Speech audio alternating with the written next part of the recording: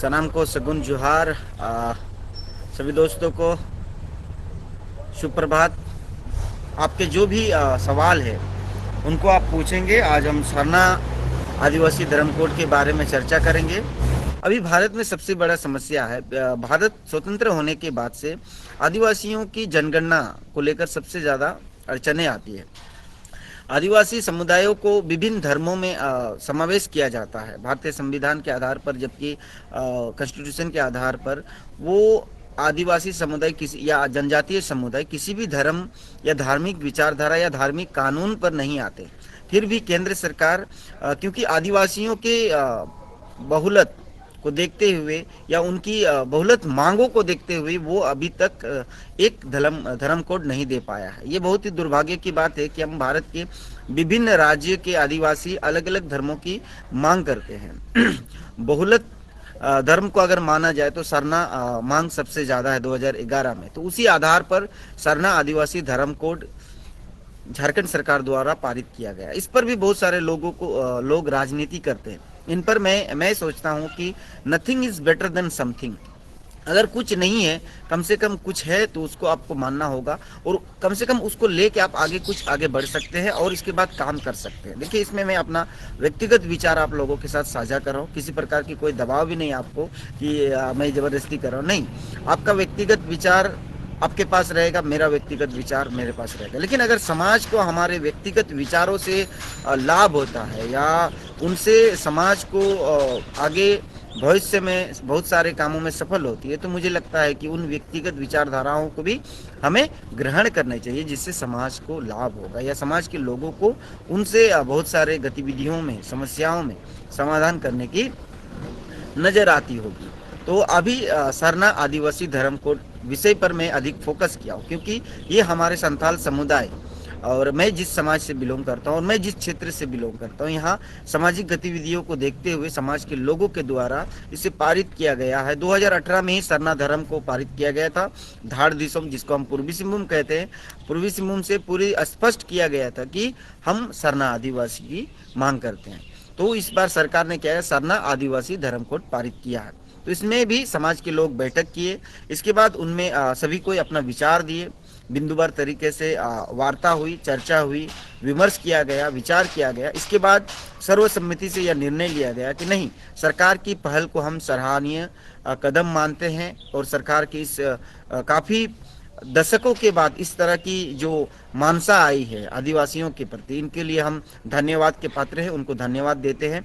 और इस तरह से सरना आदिवासी धर्म कोलम कोड की जो मांग राज्य सरकार ने केंद्र सरकार से, झारखंड राज्य सरकार ने, क्योंकि बाकी राज्य सरकार ने अभी तक धर्म कोड कोलम कोड की मांग नहीं की है, इसका मतलब ये हम मान सकते हैं कि उन राज्यों में आदिवासियों की दबाव या उन राज्यों में आदिवासियों की विभिन्न धर्मों में समावेश हुआ है या बहुत अधिक तक वो अपने आप को विभिन्न धर्मों से या विभिन्न धर्मों की विचारधाराओं से ग्रसित हुए लगते हैं। जैसे बंगाल की मैं बात करूं, बंगाल में दो समुदाय तो एक संथाल समुदाय सबसे बड़ा समुदाय है बंगाल में, लेकिन बंगाल में क्या है कि वहां दो धर्म में लोग विभाजित होते हैं। ठीक है, उनमें से दो धर्म आदिवासी समुदाय के द्वारा है और बाकी धर्म जो है वो गैर आदिवासी समुदाय का, जैसे सरी धर्म और सरना धर्म, ये आदिवासी समुदाय के द्वारा ही या आदिवासी समुदाय के लोग ही इसमें दो जगह विभाजित करते हैं। उनको लगता है कि सरना आदिवासी विभिन्न आदिवासियों का एक समूह है और सरी धर्म जो है वो सिर्फ संथालों के लिए समूह है। लेकिन मैं आपको बता दूं, अनुसूचित जनजाति सभी एक है, उनकी पूजा पद्धति, उनकी संस्कृति सब प्राकृतिक विचारधाराओं के साथ चलते। हो सकता है उसके सामाजिक जो गतिविधियां है, सामाजिक जो कार्य है वो भिन्न भिन्न हो सकती है, लेकिन उनकी मान्यताएं एक है। उनकी प्राकृतिक पूजक जो जिसमें हम पूजा पद्धति की बात करते हैं, वो मान्यता सब आदिवासी या अनुसूचित जनजातियों में एक ही जैसा है। तो इसीलिए हम एक ही कोलम कोड की मांग करना चाहिए, ना कि अलग अलग। रहा सवाल बंगाल में हिंदुओं की बहुलत भी, आदिवासी समुदाय, जनजातीय समुदाय अपने आप को हिंदुओं में भी लिखते हैं।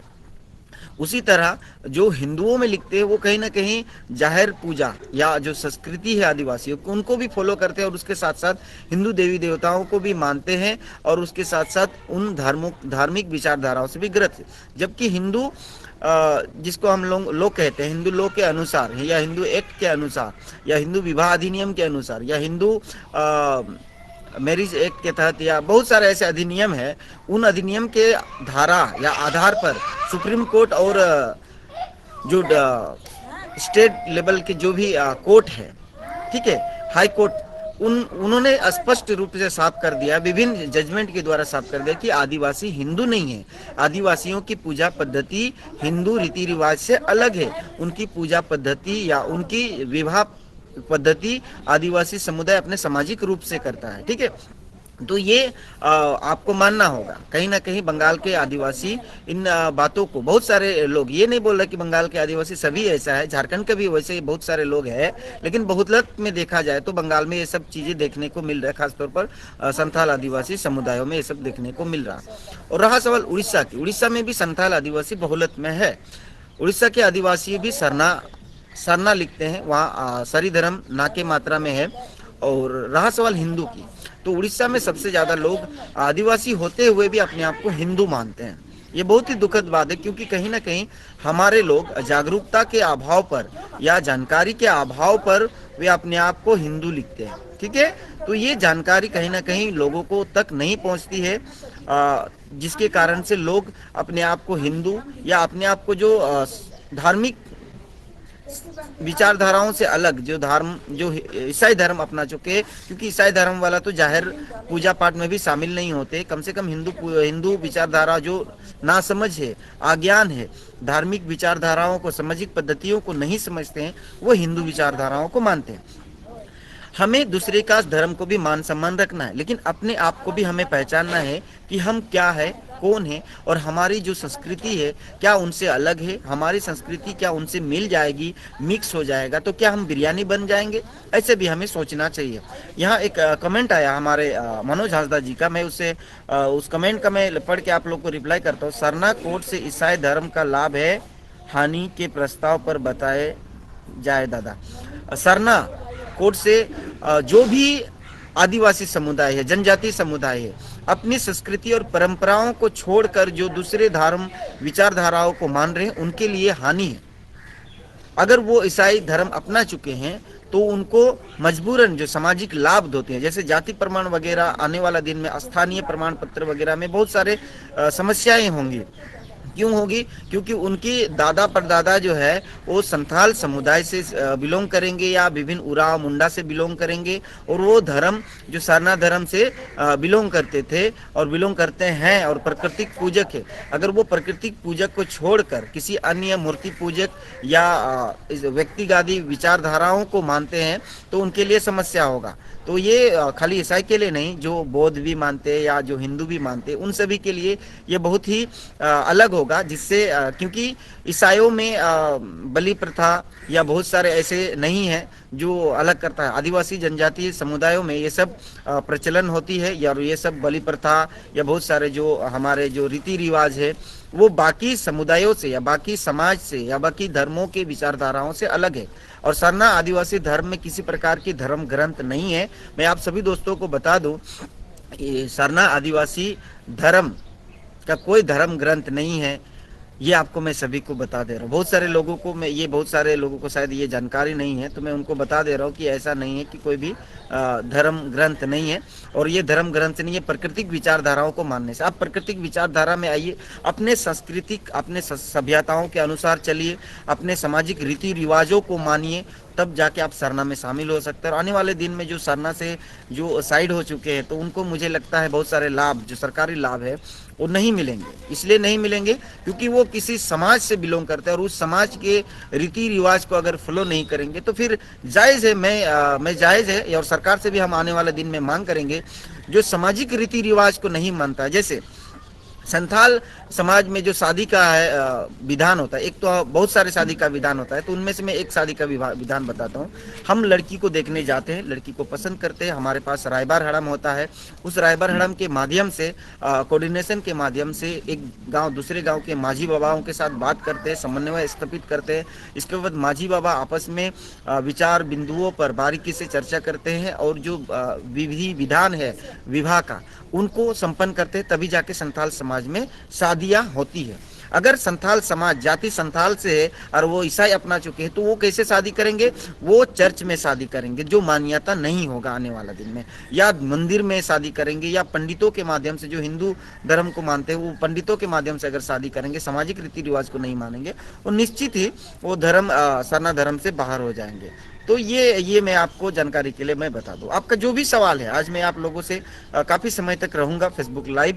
आशा करता हूं 1 घंटा 2 घंटा जितना भी समय लगे मैं रहूंगा, और आप लोगों के मन में जो भी शंका है सरना आदिवासी धर्म कोड को लेकर, देखिए नाम यहाँ पर बहुत सारे लोगों का ये मांगता है कि सरना होना चाहिए। मैं भी मानता था ये सरना होना चाहिए, लेकिन अगर सरकार की कुछ सोच है, सरकार की कुछ विचार करके कुछ किया है, तो उसके मुझे लगता है कि सरना आदिवासी धर्म कोड कोई गलत नहीं है।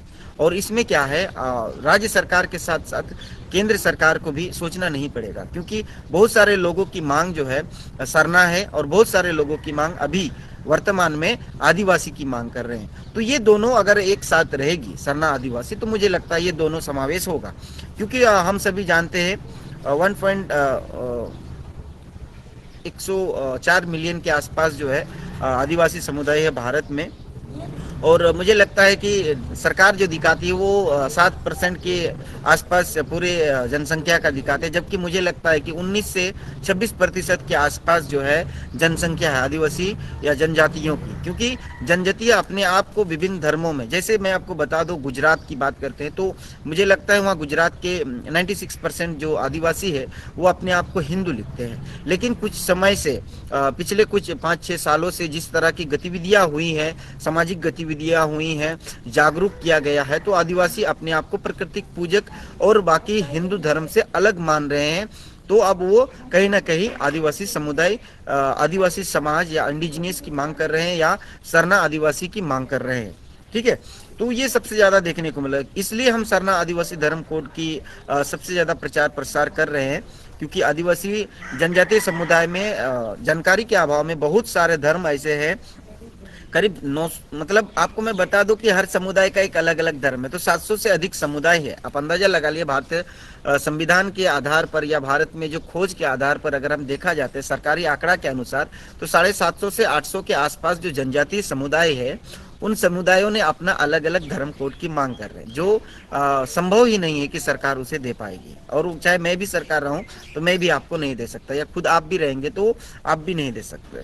तो ये सब देखते हुए हमने ये विचार किया, या हमने भी जो सोचा कि नहीं, चलिए इस चीज को प्रचार प्रसार किया जाए अधिक से अधिक लोगों तक, जो प्राकृतिक विचारधाराओं को मानती है, जो अपने संस्कृति परंपराओं को मानते हैं, उन लोगों को सरना आदिवासी धर्म कोड में समाहित किया जाए, और उन लोगों को हिंदू या विभिन्न अन्य धर्मों से अलग किया जाए, ताकि जनगणना के आधार पर हमारी जो बहुलत है वो कहीं ना कहीं दिखना चाहिए सरकार को। कहीं ना कहीं हम बहुलत होने के बाद भी अल्पसंख्यक की तरह दिख रहे हैं।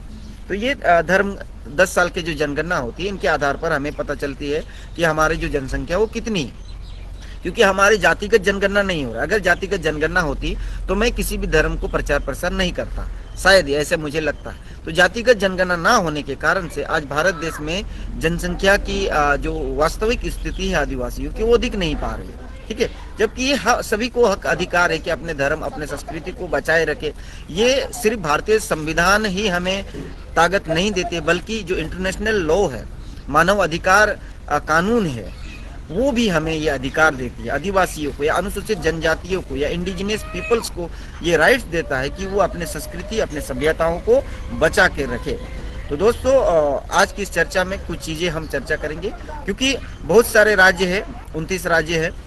29 राज्यों में से एक राज्य सरकार ने सिर्फ सरना आदिवासी धर्म कोड को पारित किया है, और जबकि संथाल या मुंडा उराव या आदिवासी के तो बहुत सारे बहुलत है।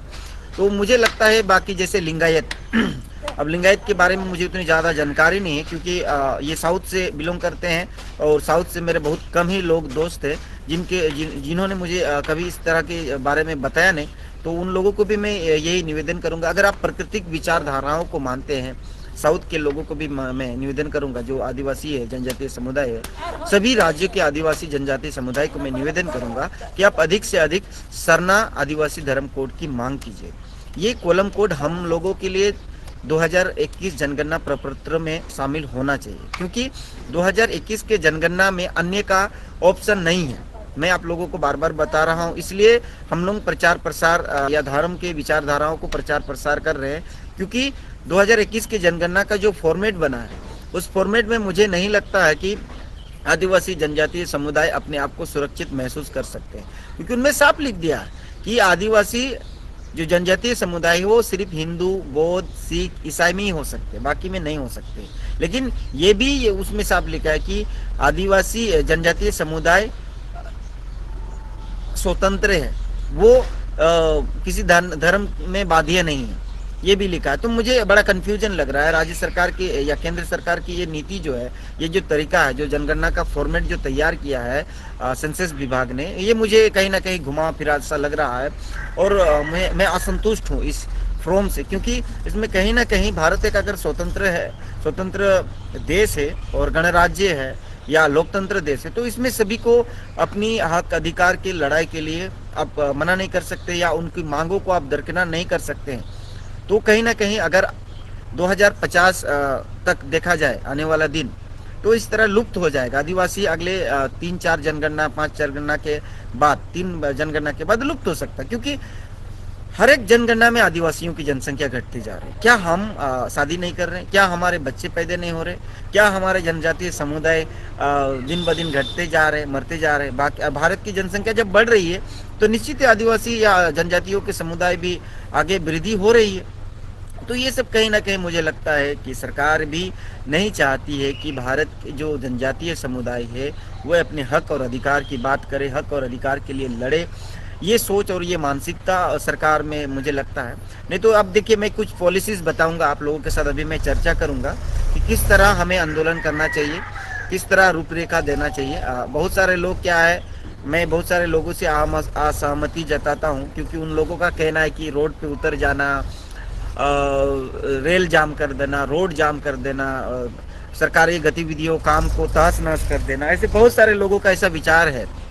पर मैं इन विचारों को नहीं मानता, क्योंकि स्वतंत्र भारत में अगर आज स्वतंत्र भारत में अभी भी अगर हम रोड ही जाम करेंगे, रेल रोकेंगे, तो मुझे नहीं लगता ये आंदोलन करने का तरीका है। ये अंत तरीका है, जब बहुत ही ज्यादा बाध्य होगा तब ये सब चीजें करना चाहिए, सरकार को नुकसान होना चाहिए। उससे पहले ही हम सरकार को अवगत सकते हैं, क्योंकि सरकार तक पहुंचने के लिए बहुत सारे प्रणाली है। उन प्रणालियों को अगर हम सही तरीका से अगर पकड़ते हैं या उनके साथ विचार विमर्श करते हैं, तो मुझे लगता है कि ये ज़्यादा समय भी नहीं लगेगा और इस पर हमारे विचार को भी सुना जाएगा। बस उसमें कार्य करने की ज़रूरत है, क्योंकि हमारे लोग सहभागिता और भागीदारिता नहीं दिखाते हैं। इस कारण से हम जो है ना बहुत सारे कामों में पिछड़ जाते हैं और काम सफलता की ओर नहीं बढ़ते हैं। तो अगर हम सहभागिता और भागीदारिता अपना दिखाएंगे, तो निश्चित ही हर काम को सफलतापूर्वक किया जा सकता है। अब हम बात करते हैं कि सरना आदिवासी धर्म कोलम कोड को राज्य सरकार तो पास किया है, केंद्र सरकार से हम कैसे पास करेंगे? अगर आप एक भी व्यक्ति क्यों ना हो, किसी भी राज्य में कहीं भी हो, अगर आपकी इच्छा है कि आप सरना आदिवासी धर्म कोड की मांग करते हैं और एक आदिवासी समुदाय के लिए एक अलग कोलम कोड 2021 जनगणना के प्रपत्र में शामिल करना चाहते हैं, तो मुझे लगता है एक व्यक्ति से ही आंदोलन शुरू करना होगा। आपको जहां भी है, आप वहां से आपको आंदोलन शुरू करना होगा। तो दोस्तों, सबसे पहले तो आप अगर एक व्यक्ति हैं, तो एक व्यक्ति कम से कम 5 लेटर लिखना अनिवार्य है और जरूरी है। और अगर आप समुदाय में हैं, समाज में हैं, तो आपके समाज के साथ आपको मिल बैठकर काम करना चाहिए। मुझे तो लगता है कि समाज के साथ मिल बैठकर काम करना चाहिए, क्योंकि भारत के जितने भी जनजातीय समुदाय है वो कहीं ना कहीं अपने समाज से ही समावेश है और सामाजिक गतिविधियों पर ही साथ चलते हैं। तो मुझे लगता है कि उनको सामाजिक गतिविधियों के साथ आगे बढ़ना चाहिए। तो आज हम बात करते हैं उन बारीकी बिंदुओं के बारे में जिनसे सरना आदिवासी धर्म कोड मिल सकता है अगर हम ये दबाव अच्छी तरह से रख पाते हैं तो। ठीक है, तो सबसे पहले सर्वप्रथम हमें क्या करना चाहिए? सर्वप्रथम हमें ग्राम सभा के माध्यम से पास करना चाहिए कि हम सरना आदिवासी धर्म कोड कोलम कोड की मांग कर रहे हैं केंद्र सरकार से। ठीक है, अब ये प्रस्ताव आपको ग्राम सभा से पास करना होगा। अब ग्राम सभा से पास करके सभी का हस्ताक्षर लेना होगा। 10 मतलब हस्ताक्षर अभियान कहते हैं ना, लोग हस्ताक्षर अभियान करते हैं, उसी तरह हम लोगों को भी हस्ताक्षर अभियान करना होगा। जो भी मेरा वीडियोस देख रहे हैं वो अपने काम धरातल पर करना शुरू कर दीजिए। अगर आपके पास ड्राफ्ट नहीं है तो आप मुझे मेरे व्हाट्सएप नंबर जो है उसमें संपर्क कर सकते हैं। मैं लिख दे रहा हूँ कमेंट में 9031092112। इनमें आप संपर्क कर सकते हैं और मैं उम्मीद करता हूं कि मैं आप लोगों को मुहैया करने का पूरा कोशिश करूंगा। जैसे भी ड्राफ्ट किया गया है, एक छोटा सा ड्राफ्ट है, तो उसको हम आप लोगों के साथ साझा करेंगे। ठीक है, तो सबसे पहले आपको ग्राम सभा से पारित करना होगा और ये निर्णय करना होगा कि हमें किस किस को लेटर भेजना है। तो सबसे पहले मुझे लगता है कि कम से कम 5 जगह लेटर भेजना अनिवार्य है, जिसे सरकार की जो सबसे बड़ी विभाग है उनको जानकारी होना चाहिए कि आदिवासी समुदाय की मांग क्या है, क्योंकि कहीं ना कहीं अगर उनको पता नहीं चलेगा तो फिर हमारी मांग बेकार हो जाएगी। ठीक है, तो सबसे पहले तो प्रधानमंत्री कार्यालय को हमें भेजना जरूरी है, क्योंकि प्रधानमंत्री को, अगर भारत के प्रधानमंत्री को जानकारी नहीं होगा तो फिर कहीं ना कहीं संसदीय प्रणाली में हमें वो मंजूरी नहीं मिल सकती है। तो सबसे पहले हमें एक लेटर प्रधानमंत्री कार्यालय को भेजना होगा और हमें दूसरा लेटर राष्ट्रपति, जो भारत के प्रथम पुरुष है, जो भारत के सर्वोपरि हम जिसको मानते हैं संविधान के आधार पर, हमें राष्ट्रपति को भी, राष्ट्रपति भवन को भी एक लेटर या सेक्रेटरीट को भेजना होगा। ठीक है, तीसरे नंबर में हमें जनजातीय मंत्रालय को भी भेजना होगा। जो अर्जुन मुंडा आज का डेट में जनजातीय मंत्रालय मंत्रिमंडल के अध्यक्ष है, तो उसको भी हमें भेजना होगा जनजातीय मंत्रालय को। अब राज्यपाल हो गया, प्रधानमंत्री हो गया, जनजातीय विभाग हो गया, उसके साथ साथ जो कार्य प्रणाली को देखते हैं, भारत के कार्य प्रणाली को देखते हैं, गृह विभाग को हमें भेजना होगा ये लेटर, एक लेटर। ठीक है, और उसके साथ साथ जो आयोग है, जो जनगणना आयोग है या विभाग हम कह सकते हैं, सेंसस डिपार्टमेंट हम कह सकते हैं, मुझे लगता है उसका नाम मैं अभी बता नहीं पा रहा हूँ, जो भी है उसको हमको भेजना चाहिए। ये जो 5 लेटर है, राष्ट्रपति, प्रधानमंत्री कार्यालय, गृह विभाग, जनजातीय मंत्रालय और सेंसस विभाग को, ये 5 लेटर हमें भेजना चाहिए। उसकी पता हमें इंटरनेट में मौजूद है, किसी से मांग करने की जरूरत है। अगर आपके पास नहीं है तो मैं उसको भेज सकता हूँ, आपको मैं दे भी सकता हूँ। ऐसी बात नहीं है कि आप नहीं खोज सकते तो नहीं। और ये हमें कैसे भेजना है? ये हमें अपने अपने क्षेत्र के पोस्ट ऑफिस जो है, वो पोस्ट ऑफिस से स्पीड पोस्ट करना है। ठीक है, अपने अपने क्षेत्र के पोस्ट ऑफिस से हमें स्पीड पोस्ट करके ये 5 लेटर जो ग्राम सभा से पारित हुआ है ये भेजना है। ये हो गया प्रथम उपाय। अब हम दूसरे उपाय की ओर जाते हैं। दूसरे उपाय जो हमने ग्राम सभा में निर्णय किया, इन निर्णयों को लेकर या हमें कुछ भाग बनाना चाहिए, प्रतिनिधित्व बनाना चाहिए कि कुछ प्रतिनिधि समाज के, क्योंकि हर ग्राम सभा से सभी कोई तो नहीं जा सकते हैं किसी विभाग में या किसी जगह में, तो हमें ग्राम सभा से कुछ प्रतिनिधियों को चुनना होगा। ठीक है, ग्राम सभा से कुछ प्रतिनिधियों को चुनना होगा और उन प्रतिनिधियों को अपने क्षेत्र के जो संसद है, अपने क्षेत्र के संसद, जिसको हम मेंबर ऑफ पार्लियामेंट कहते हैं, एमपी कहते हैं, मेंबर ऑफ पार्लियामेंट जिसे कहते हैं, संसद के पास रखना होगा, उनके साथ जाके विचार करना होगा। देखिए भाई, हम जनजातीय समुदायों की ये मांग है, ये सिर्फ यहाँ से नहीं पूरे भारतवर्ष से मांग है कि सरना आदिवासी धर्म कोलम कोड 2021 के जनगणना के प्रपत्र में शामिल करना होगा। और ये बातें आपको लोकसभा में अविलंब जनगणना से पहले उठाना होगा, उनको दबाव देना है। अपने क्षेत्र की जो संसद है उन संसदों को दबाव देना है। ये हो गया आपका दूसरा पहलू। देखिए, अगर आप अपने संसद को दबाव नहीं दे सकते तो फिर आपको संसद चुनने का कोई अधिकार नहीं है। दोस्तों, आप संसदीय प्रणाली में अगर वोटिंग राइट्स है तो आपको बोलने का भी अधिकार है, तो आप उसको जाके बोल सकते हैं, बारीकी से बोल सकते हैं। ठीक है, मैं बाकी संगठनों की तरह नहीं हूँ या संस्थाओं की तरह नहीं हूँ। मैं, बहुत सारे लोग मुझे सोचते हैं कि सुकुमार फेसबुक में काम करता है, व्हाट्सएप में काम करता है, सोशल मीडिया में काम करता है। दोस्तों, ऐसे नहीं, मैं वास्तविक में भी काम करता हूँ। कभी पूर्वी सिंहभूम आके किसी भी गाँव में पूछ लीजिए सुकुमार सोरेन का नाम, आपको जरूर से शायद बता दिया जाएगा।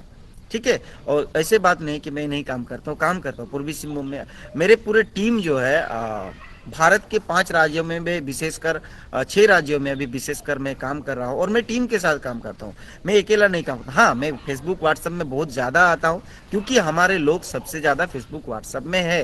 कहीं ना कहीं वास्तविक रूप में जो मैं कार्यक्रम करने जाता हूँ, जैसे मैं पिछले महीना की बात, इस नवंबर महीने की बात करूंगा, तो नवंबर महीना में मैंने 8 से 9 सभाएं की है। जैसे संथाल परगना में किया है मैंने, पूर्वी सिंहभूम में मैंने किया है, समाज के लोगों के साथ बैठक किया। अब क्या है, उस बैठक में लोग शामिल नहीं होते हैं। बहुत सारे पढ़े लिखे लोग जो सोशल मीडिया यूज करते हैं, वो लोग क्या है ना, सभा में नहीं आते हैं। वही अनपढ़ गंवार लोग आते हैं, जिसको हम लोग समझाते हैं, जिसको हम लोग बताते हैं, तो वहाँ आप लोग नहीं जाते हैं। तो इसीलिए मुझे क्या करना पड़ता है कि मुझे व्हाट्सएप, फेसबुक या सोशल मीडिया का माध्यम को मैं उपयोग करता हूँ, और इसके बाद आप लोगों से मैं वार्ता करता हूँ, ताकि आप लोग तो छाव में नहीं जा सकते, ग्राम सभा में नहीं बैठ सकते, आप लोग तो भाई स्टैंडर हो। बहुत सारे लोग ऐसे हैं जो गांव में नहीं जाते हैं, बैठते नहीं हैं, गांव के लोगों के साथ बात नहीं, क्योंकि गांव के लोग तो अनपढ़ गवार है, गांव के तो समझदार नहीं है। बस से लोग, बहुत सारे ऐसे लोग हैं जो ऐसे समझते हैं, पर मैं ऐसा नहीं हूँ, क्योंकि मैं गाँव के लोगों के साथ भी बैठता हूँ, और मैं फेसबुक, व्हाट्सएप, यूट्यूब, ट्विटर, जितना भी सोशल मीडिया प्लेटफॉर्म है, इसका भी मैं सदुपयोग करता हूँ, और मुझे कोई तकलीफ नहीं। मुझे बहुत खुशी होती है जब मुझे कोई ऐसा बोलते हैं।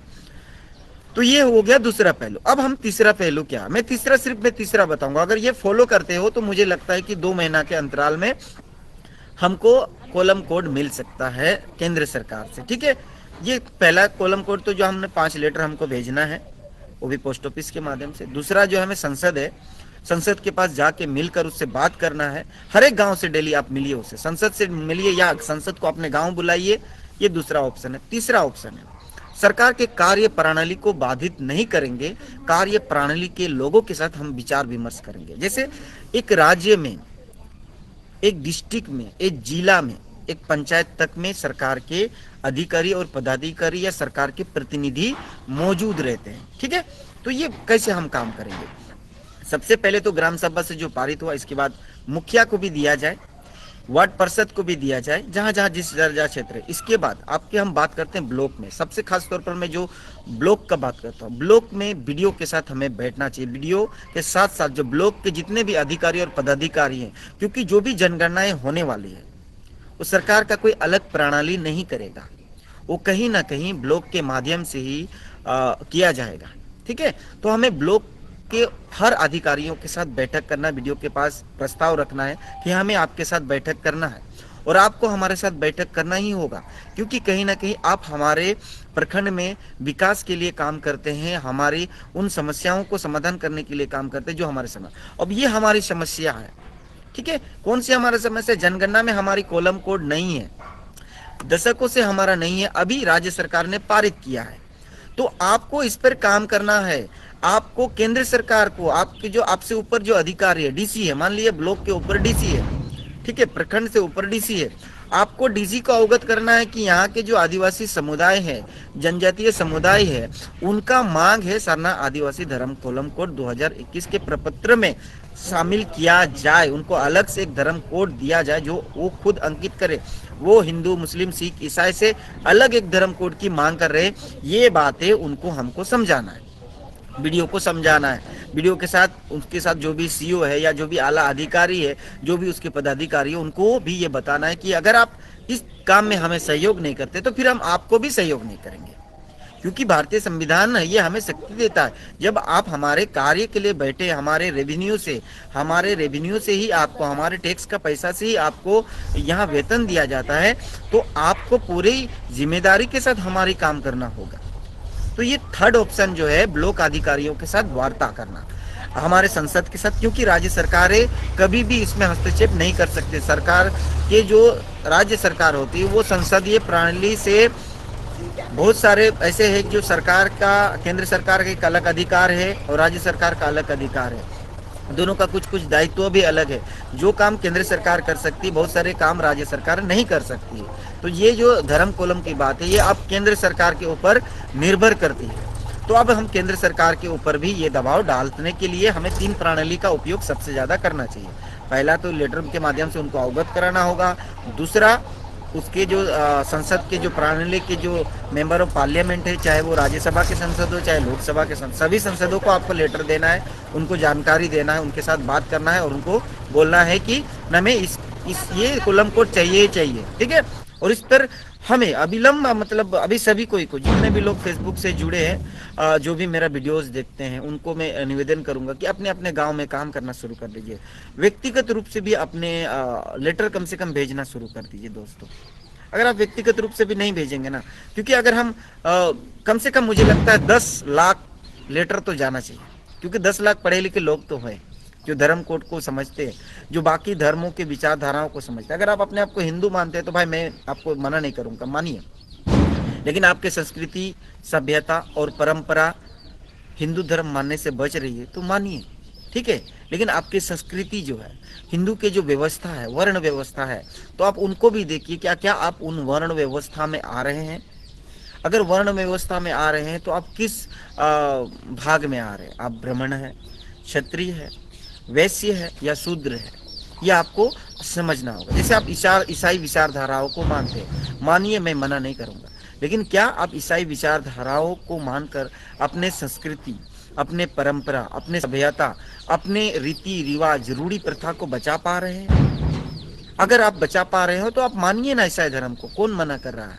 लेकिन अगर आप नहीं बचा पा रहे तो मुझे लगता है कि आपको ईसाई धर्म को भी नहीं मानना चाहिए। जैसे आपको हिंदू धर्म को मानने से मैं ये सुझाव दे रहा हूँ कि आपको नहीं मानना चाहिए, उसे मैं ईसाई धर्म को भी, आपको किसी भी धर्म को नहीं मानना चाहिए, क्योंकि उन धर्म के विचारधाराओं के आधार पर या उन धर्म के कानून के आधार पर, उन लॉ के आधार पर आप नहीं आते हैं दोस्त। जनजातीय समुदाय नहीं आते हैं, चाहे वो गोंड हो, चाहे वो भील हो, चाहे वो संथाल हो, चाहे हो, चाहे वो मुंडा हो, चाहे उराव हो, चाहे भूमि सरदार हो, चाहे खड़िया हो, चाहे बिरहोड़ हो, चाहे बोडो हो, चाहे नागा हो, ऐसे करके चेरो चिंचा, बहुत सारे जो भी आदिवासी समुदाय है वो कभी नहीं हो सकते अन्य धर्मों में। तो मैं आप लोगों से कुछ निवेदन करना चाहता हूँ, आप मेरे व्हाट्सएप नंबर से ज़रूर जुड़िए। मेरा जो वेबसाइट है www.adimdigital, उस पर जाके ज़रूर मेरा एक फॉर्म है मेरे को सहयोग करने के लिए, या आपके विचार क्या है उन विचारों को रखने के लिए मैंने एक छोटा सा फॉर्म बनाया है। उस फॉर्म में अगर आप क्लिक करते हैं और अपने आप को सबमिट करते हैं कि आप हमारे विचारधाराओं के साथ जाना चाहते हैं, जैसे हम 3 विचारधाराओं के साथ लोगों को जोड़ते हैं। मैं अपने साथियों के साथ, हम जो पूरा टीम चलाते हैं या ग्रुप चलाते हैं या सभी काम करते हैं एक साथ, जिसका नाम हम लोगों ने रखा है समाज के लोगों के साथ ही, समाज के लोगों के बीच में कहीं ना कहीं नेतृत्व क्षमता हमारे बीच जो आदिवासी जनजातीय समुदाय है कहीं ना कहीं बहुत कम है अन्य के मुकाबले, चाहे वो राजनीतिक क्षेत्र में, चाहे सामाजिक क्षेत्र में, चाहे वो विभिन्न क्षेत्रों में हो सकता है। कहीं ना कहीं जानकारी के अभाव में हम वो काम नहीं कर पाते हैं, तो हम वो जानकारी मुहैया करते हैं और उनको सही मार्गदर्शन दिखाते हैं। तो हम लोगों को सामाजिक रूप से जोड़ते हैं, मानसिक रूप से जोड़ते हैं, वैचारिक रूप से जोड़ते हैं, आर्थिक रूप से भी जोड़ते हैं और शारीरिक रूप से जोड़ते हैं। अगर आपको लगता है कि आप शारीरिक रूप से हमसे जुड़ सकते हैं, मानसिक रूप से आप हमसे जुड़ सकते हैं और आप आर्थिक रूप से भी हमसे जुड़ सकते हैं, तो आपका स्वागत है दोस्तों। मेरा व्हाट्सअप नंबर जो 9031092112 है, या मेरा फेसबुक में भी आपको मिल जाएगा, मेरा यूट्यूब में आपको मिल जाएगा, हर जगह आपको मिल जाएगा, मेरा वेबसाइट में आपको मिल जाएगा। तो आप जाइए और जुड़िए, आपका स्वागत है, क्योंकि आपके जैसा युवा साथियों का हमें ज़रूरत है। क्योंकि एक आदमी चना भाना कहते हैं ना, एक चना भाना फोड़ नहीं सकता, तो वही बात है, कहावत है, तो कहावत को भी हम देख सकते हैं। यहाँ एक सवाल आया है रविंदर जी का। रविंदर जी कहते हैं, दादा जोहार, झारखंड के सीएम ने तो आदिवासी सरना को आगे बढ़ाया है, लेकिन कुछ लोग तो सरना मांग कर रहे हैं। देखिए, लोगों की मांग को हम मना नहीं कर सकते, लेकिन आप क्या सोच रहे हैं, क्या होना चाहिए, क्या नहीं होना चाहिए। Nothing is better than something, कहता है ना, nothing is better than something. कुछ ना से सही, पिछले मतलब दशकों से, कई दशकों से कुछ नहीं था, कुछ पहल नहीं हुआ। उस समय कोई उन लोगों ने राजनीति नहीं किया, उन लोगों ने भाषणबाजी नहीं किया। अब अगर कुछ पारित कर रहा है राज्य सरकार, तो उसमें मुझे लगता है कि सभी को सहयोग होना चाहिए, क्योंकि सबसे पहले we the separate from other. हम बाकी धर्मों से अलग होना चाहते हैं, बाकी धर्मों से अलग, क्योंकि हमारे परंपरा, हमारी संस्कृति, हमारी रूढ़ी प्रथा, हमारी सभ्यता, हमारी संस्कृति उन धार्मिक विचारधाराओं से अलग है।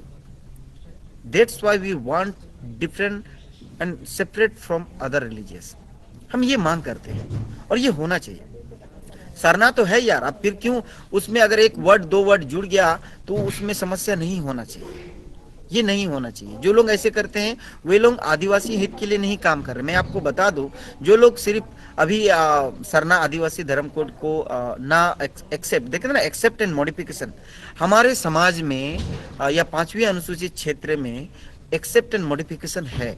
हम सरकार के विरुद्ध नहीं है, सरकार के हर गतिविधियों के साथ है, अगर वो हमारे लाभ के लिए है, हमारे सामाजिक फायदे के लिए है। जो लोग ये काम बोलते हैं कि हमें सरना एक्सेप्ट नहीं करते हैं, सिर्फ सरना ही चाहिए, मैं वो लोग समाज में काम नहीं करते हैं या समाज के लोगों का राय नहीं लेते हैं, वो अपने व्यक्तिगत राय को ही सर्वोपरि मानते हैं। क्या आप समाज के लोगों के साथ इस विषय बिंदुओं पर बैठे कि सरकार ने ऐसे पारित किया है और इस बिंदुओं पर हमें बारीकी से चर्चा करें। जैसे मैं जहां से बिलोंग करता हूँ, ये धाड़ दिसम हमको लोग संथाल में कहते हैं, और ये है पूर्वी सिंहभूम।